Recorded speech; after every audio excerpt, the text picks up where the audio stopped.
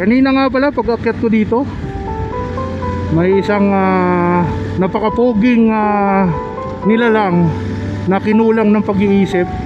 Bigla tayong kinat. Papunta tayo ng boso-boso. Siyempre medyo naasar tayo, uminit ulo natin, pero alam mo, just like what I said, always keep your cool. Wala naman kasing mangyayari kung papatulan natin yon.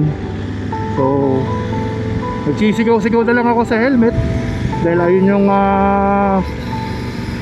pwede natin i-release yung bad trip natin kaysa naman natin habulin at i-escalate pa yung mga nangyayari.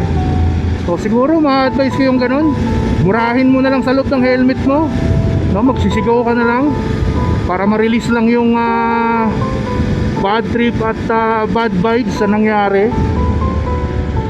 Go on at wag mong hayaang masira ang araw mo.